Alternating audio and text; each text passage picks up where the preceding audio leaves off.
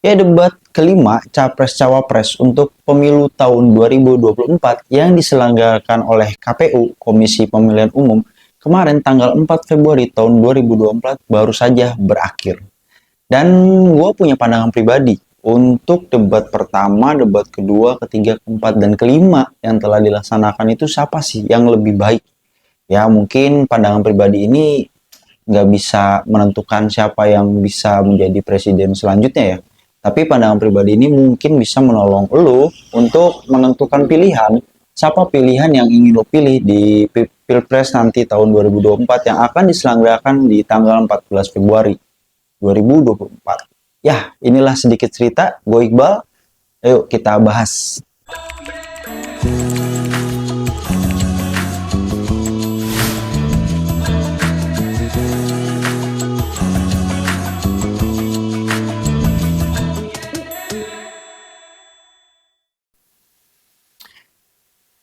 Ya, di debat yang diselenggarakan oleh KPU kemarin gitu, di debat pertama sampai debat kelima itu udah berakhir ya di tanggal 4 Februari kemarin.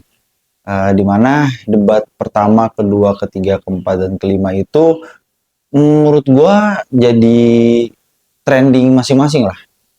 Mulai dari debat pertama sampai debat kelima. Nah, debat pertama sendiri itu membahas tentang isu apa namanya, tema yang dibawakan itu adalah pemerintahan, hukum, HAM, pemberantasan korupsi, penguatan demokrasi, peningkatan layanan publik, dan kerukunan warga. Nah, di debat yang pertama ini menurut gua itu Pak Anies Baswedan sebagai capres dari 01 itu menurut gua udah mulai serangan ya, udah mulai serangan dari awal pembukaan sampai terakhir nih. Nah, kalau misalkan gua nilai itu pada saat debat pertama ini Pak Anies Baswedan dari 01 adalah yang menjadi pemenangnya atau yang terbaik di debat pertama. Dia bisa menyampaikan gagasannya dengan lugas gitu kan. Ya, kita tahulah retorika Pak Anies seperti apa kan, seperti itu. Dan juga serangan-serangan yang disampaikan kepada paslon 02 itu menurut gua kayak itu tuh adalah keresahan dari warga-warga Indonesia.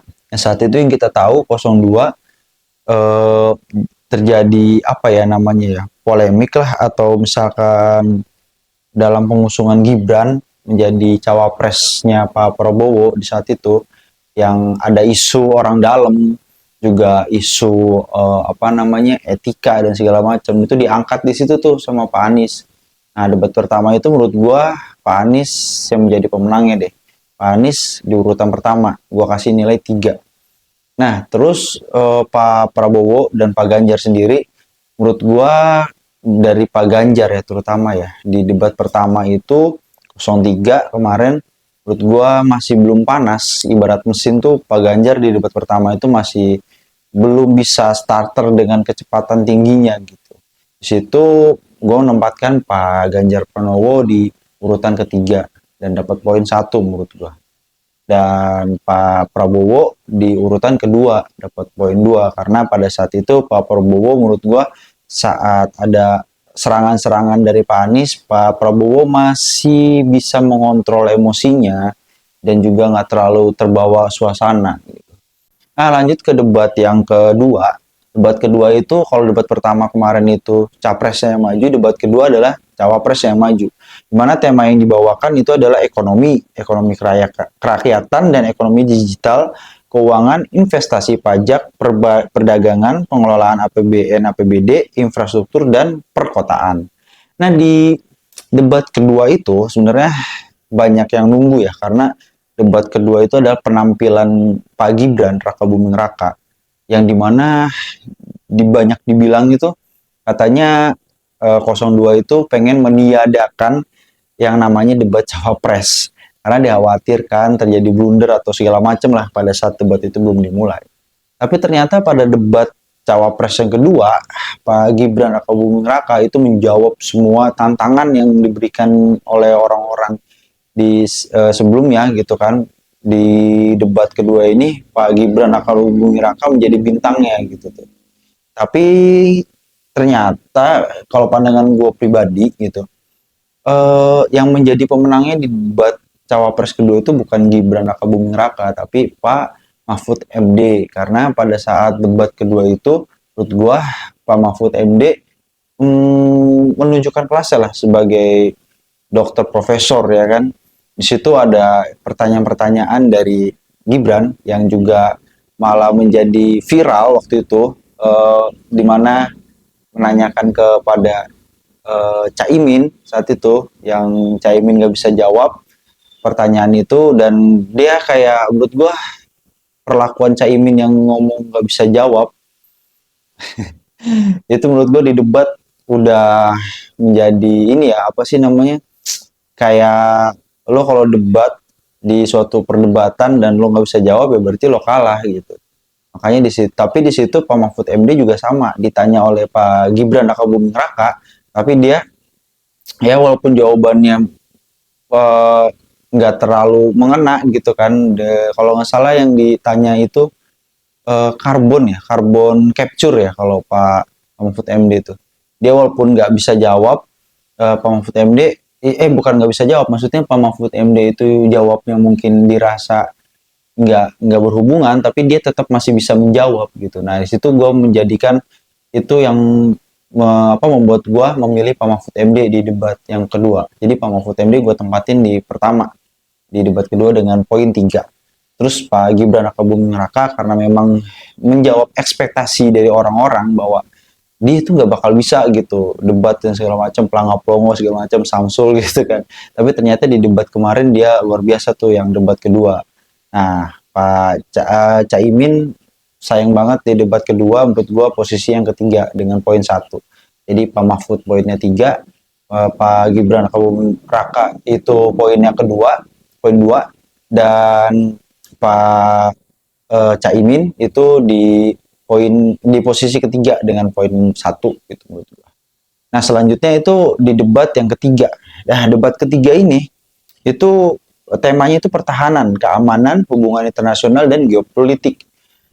Di sini pas debat ketiga, ekspektasi gue adalah Pak Prabowo sebagai Menhan gitu kan bisa superior di debat yang ketiga ini, karena itu kan Pak Prabowo banget ya.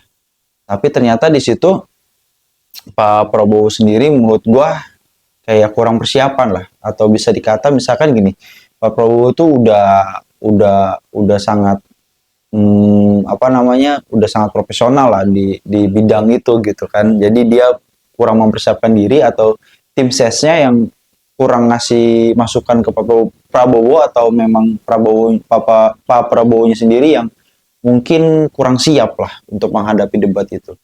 Nah, di debat itu sayangnya menurut gua ada blunder yang dilakukan oleh paslon 01 lah, Pak Anies Baswedan, di mana dia menanyakan ke Pak Ganjar nilai dari Pak Prabowo sebagai Menhan gitu. Itu jadi viral saat itu karena menurut gua yang memang nggak etis untuk dilakukan lah. Mereka 01 bicara etika, tapi ternyata di satu sisi menurut gua saat ada penilaian dan bilang Menhan itu nilainya 11 dari 100, itu kan 11 dari 100 itu kan berkatanya cuma 11% tuh pencapaiannya Pak Prabowo, berarti menurut Pak Anies hanya 11% nih. Menurut gua kalau 11% kayaknya Indonesia udah dijajah kali ya kalau 11% ya. Dan di situ di luar ekspektasi ternyata Pak Ganjar Pranowo menurut gua punya jawaban-jawaban dan gagasan di tema yang ketiga ini tentang pertahanan ini yang menurut gue luar biasa. Makanya di debat ketiga kemarin gue sematin itu, yang pertama adalah Pak Ganjar Pranowo dapat poin 3. Terus selanjutnya gue agak bimbang di bentuk posisi 2 dan ketiga.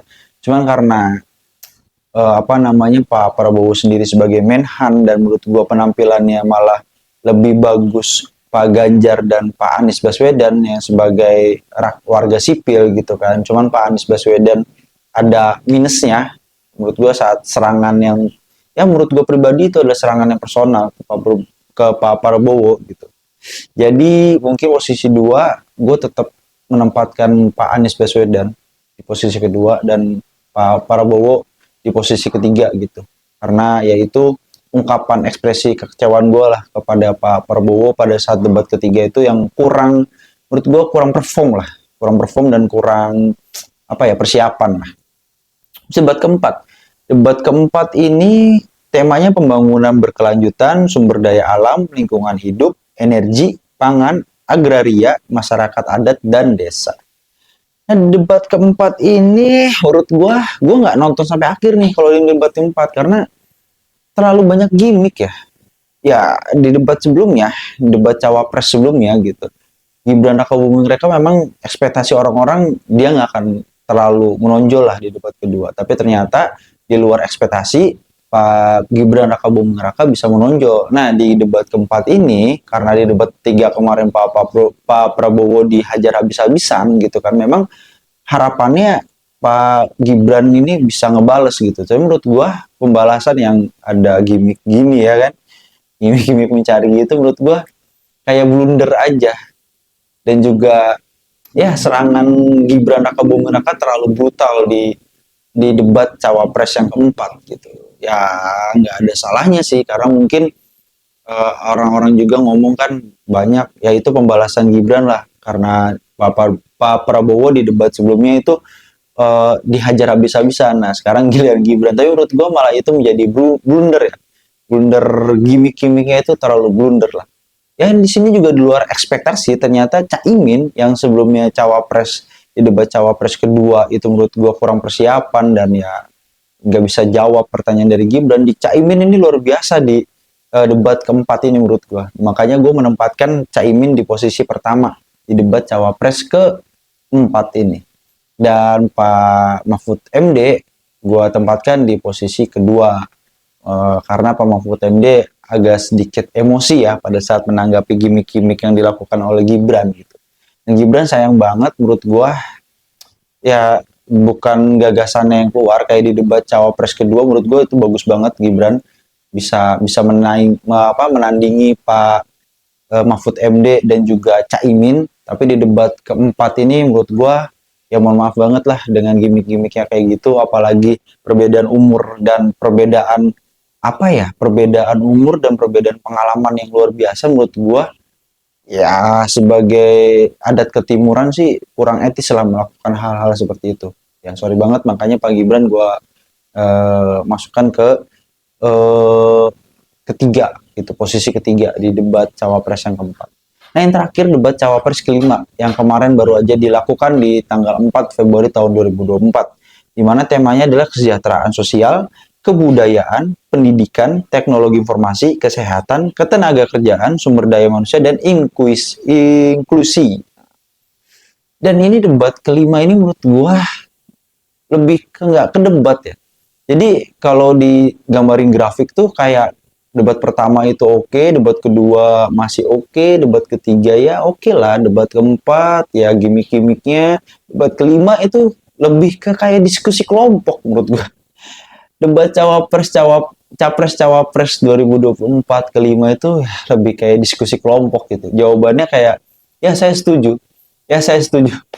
Menurut gua kayak debat setuju-setuju ya mungkin mereka juga udah mulai capek lah kali ya yang capres cawapres dan tim sesnya juga bermain aman di debat kelima ini supaya nggak terjadi publik semakin ya menjaga kemarahan publik atau menjaga namanya mungkin debat kelima ini cooling down lah karena dari debat pertama itu kan udah mulai panas gitu kan, debat kedua panas, debat ketiga lebih panas lagi gitu, debat keempat ditambah panas, debat kelima ya dijadiin cooling down lah gitu. Dan debat kelima ini yang gue bilang tadi lebih ke diskusi kelompok dari sesi pertama sampai sesi sebelum terakhir gitu kan, tanya jawab itu menurut gue nggak ada momen-momen yang kayak debat pertama sampai keempat gitu. Di debat kelima ini justru yang gue soroti adalah di closing statement. Dan ini menempatkan Pak Prabowo menurut gua di posisi pertama di debat kelima ini. Karena dari ketiga paslon, cuman Pak Prabowo yang berani bilang dia minta maaf ke paslon nomor 1 dan juga paslon nomor 3. Kalau dia pada saat debat mungkin melakukan ada menyinggung, perkataan-perkataan menyinggung dan segala macam. Dan menurut gua itu keren deh, closing statement yang paling keren menurut gua. Karena tim ses Pak Prabowo itu bagus banget ya, closing statement di debat kelima. Menurut gua dengan dengan closing statement itu mengakui bahwa Pak Prabowo sendiri istilahnya manusia biasa yang bisa hilaf gitu kan. Menurut gue tuh luar biasa lah ya, terlepas dari kekurangan-kekurangan yang disampaikan oleh Pak Prabowo sendiri. Menurut gue Pak Prabowo layak gue tempatkan menjadi posisi nomor satu di debat kelima dengan poin 3. Nah itu tadi, dan juga Pak Anies Baswedan di posisi kedua, dan terakhir Pak Ganjar Pranowo yang gue tempatkan di posisi ketiga. Ya karena Pak Ganjar Pranowo juga menurut gua Pak Ganjar nih di debat pertama itu kurang panas gitu kan, di debat terakhir ya melempem lagi gitu. Jadi Pak Ganjar posisi ketiga, Pak Prabowo posisi pertama, dan Pak Anies posisi kedua. Nah dari capaian itu kita bisa ngelihat di sini poin yang didapatkan dari capres nomor satu adalah sebanyak 11 poin. Terus capres 02 dan capres dan cawapres 02 Pak Prabowo Gibran itu mendapatkan kurang lebih 9 poin. Terus terakhir Pak Ganjar dan Pak Mahfud Gama gitu kan 03 itu mendapatkan 10 poin. Nah, kalau dari pandangan pribadi gue sendiri dengan nilai yang gue sampaikan tadi itu kan 01 menurut gue mendominasi di sesi debat capres dan cawapres yang diselenggarakan oleh KPU. Menurut gue ini pandangan gue pribadi ya, penilaian ini belum tentu menjadi bakal menjadi tolak ukur presiden dan wakil presiden yang akan jadi gitu kan.